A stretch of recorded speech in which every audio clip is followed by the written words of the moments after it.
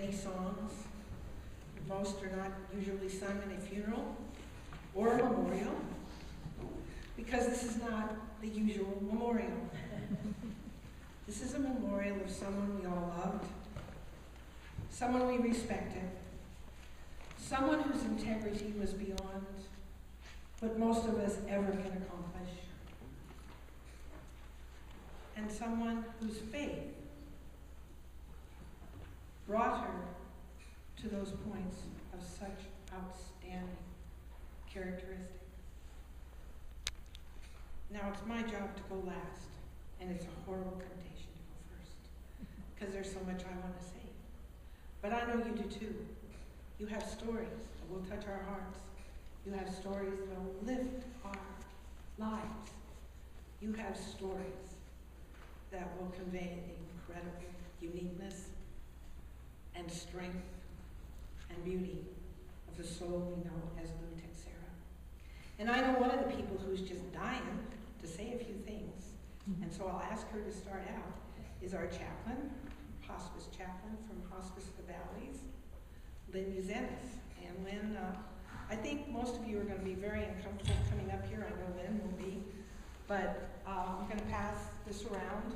So as you listen to Lynn, I hope that you'll also think of what you want to say in honor of Lou and as a gift to the other people here. Lynn Uzenis, chaplain, Hospice of the Valleys. Thank you, Janet. Thank you for hosting us here. I don't want to have my back to anybody. Lou invited all of us into her lives and made us all friends. And so I come as a friend of Lou, and I wrote some remarks. And I had, as Janet was saying, it's hard to get everything you want to say about Lou into 1 or 2 pages. But when I heard that Lou had passed, I had to smile despite my tears, because I had never known anybody who wanted to meet Jesus more than Lou. And on so many times, after numerous discussions about faith and life and politics and religion, Lou would lean back in her chair and she would say, I can't wait to get to heaven because I have some questions for him. And that was him with a capital H. And I had to think of St. Peter greeting Lou at the gates of heaven, and this gregarious, intelligent, persistent Marine lawyer at the gates.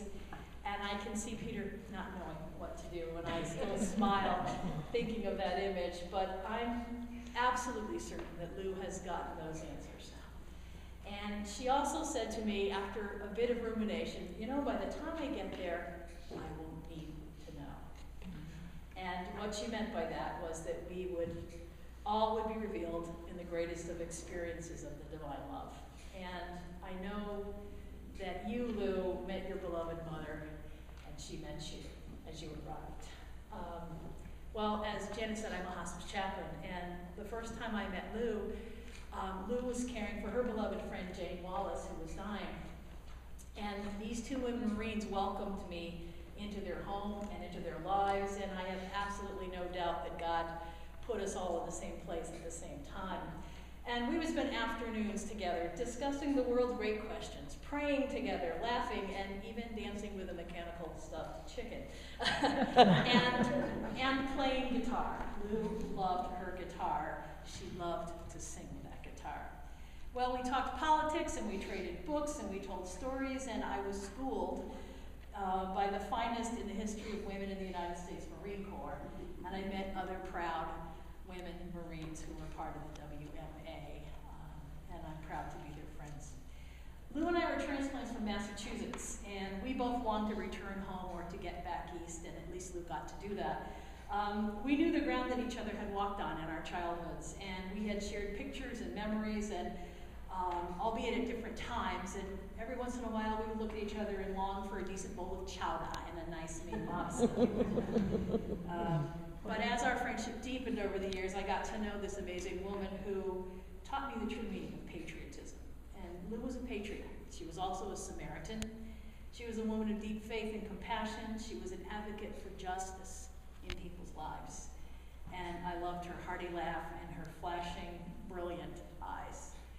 And as you know, Lou was a person who would give you the shirt right off of her back and then some. Her life was about faith and service and spiritual growth. She was deeply dedicated, fiercely loyal, and always caring and loving. And there were few who could pull the wool over Lou's eyes.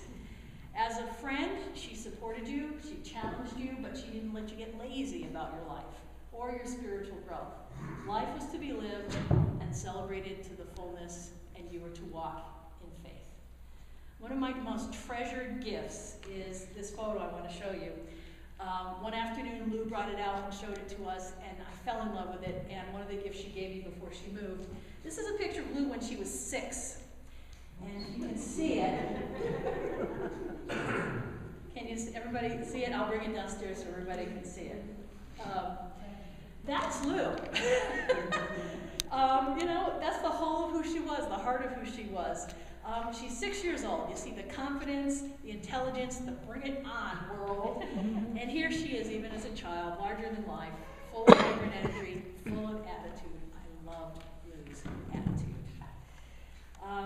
But when I think of Lou, there's one story that just sticks in my mind and in my heart that I want to share with you. And I think it's the one that describes for me the very essence of who Lou was.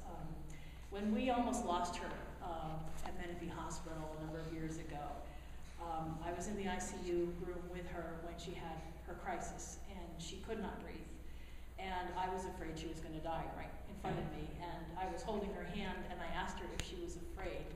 And in the middle of this crisis, she was able to reach over, grab a pad and a pencil, and she wrote in big letters, "I have faith."